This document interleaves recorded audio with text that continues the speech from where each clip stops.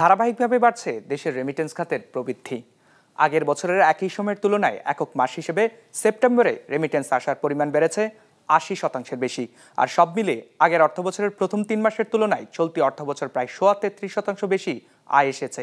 বিশ্লেষকরা বলছেন, দুর্নীতি ও হুন্ডির প্রবণতা কমা ও নতুন সরকারের প্রতি মানুষের আস্থার কারণে বেড়েছে প্রবাসী আয়। ২৫০টিরও বেশি ডিজাইন অপশন নিয়ে ওয়ালটন স্মার্ট ফ্রিজ, বোঝে আপনার প্রয়োজন। দেশের বৈদেশিক মুদ্রায়ের অন্যতম বড় উৎস প্রবাসীদের পাঠানো অর্থ বা রেমিট্যান্স। গেল মাস অর্থাৎ সেপ্টেম্বরে প্রবাসীরা দেশে পাঠিয়েছেন $২৪০ কোটি, যা আগের বছর একই সময়ের তুলনায় $১০৭ কোটি বা ৮০% মতো বেশি। আর আগস্টের তুলনায় প্রায় $২৮ কোটি বেশি। সব মিলে চলতি অর্থবছরের প্রথম প্রান্তিকে আয় এসেছে $৬৫৪ কোটি, যা আগের অর্থবছর একই প্রান্তিকের তুলনায় ৩৩% মতো বেশি। কিন্তু হুন্ডির যে একটা মেজর যে ডিমান্ডটা ছিল সেটা কিন্তু আমার মনে হয় এখন আর নেই, এবং যার কারণে দেখবেন যে ফর্মাল এবং ইনফর্মাল মার্কেটে আপনার প্রাইসের ডিফারেন্সিয়ালটাকে অনেকটা কমে এসছে, ৳১ ৳১.৫ মতো হয়ে গেছে। তো ওইটাও আমার মনে হয় একটা বিরাট কারণ ছিল যে আপনার যার জন্য এখন লোকজন ফর্মাল চ্যানেলে পাঠাতেই চাচ্ছে। দুর্নীতি করে টাকা পাচার করার প্রবণতা কমেছে। টাকার বিনিময় হার ইনফর্মাল চ্যানেল বা হুন্ডি মার্কেট আর ফর্মাল চ্যানেলে মোটামুটি একই রকম। কাজে এটাও অনেক উৎসাহিত করছে যে রেমিটেন্স গুলোকে ফর্মাল চ্যানেলে পাঠানো হতো। হিসেব বলছে সেপ্টেম্বরে দেশে দৈনিক আয় এসেছে গড়ে $৮ কোটি। এই সময় সোনালী, অগ্রণী সহ রাষ্ট্রায়ত্ত ৬ ব্যাংক থেকে এসেছে $৬৩ কোটি রেমিটেন্স। বিশেষায়িত ব্যাংকগুলোর মাধ্যমে এসেছে প্রায় $১১ কোটি।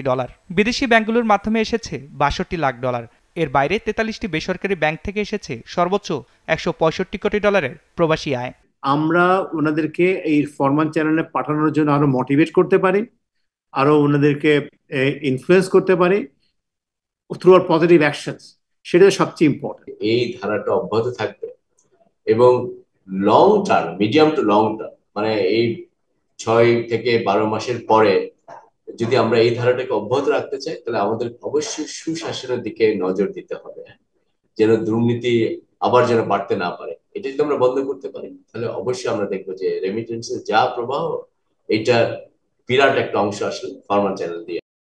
তথ্য বলছে, দেশে প্রতি অর্থবছরে গড়ে ২২০০ থেকে ২৪০০ কোটি ডলারের মতো রেমিটেন্স আসে। এর বাইরে বড় অঙ্কের অর্থ আসে হুন্ডির মাধ্যমেও। বিশ্লেষকদের মতে, হুন্ডির প্রবণতা আরো কমানো গেলে প্রবাসী আয় অন্তত ৫০% বাড়ানো সম্ভব। এখন যে আমরা রেমিটেন্স দেখতে পাচ্ছি $২২ থেকে $২৫ বিলিয়ন, এইটা আমার কাছে মনে হয় যে যথেষ্ট পরিমাণে কম। সো আমাদের বড় একটা স্কোপ আছে, পটেনশিয়াল আছে এইটাকে অনেক বেশি বাড়ানো। দুর্নীতিটাকে যদি আমরা বন্ধ করতে পারি, দুর্নীতিটাকে বন্ধ করা মানেই হচ্ছে ইনফর্মাল চ্যানেল দিয়ে টাকা নিয়ে যাওয়ার টেন্ডেন্সি কিন্তু কমে যাবে।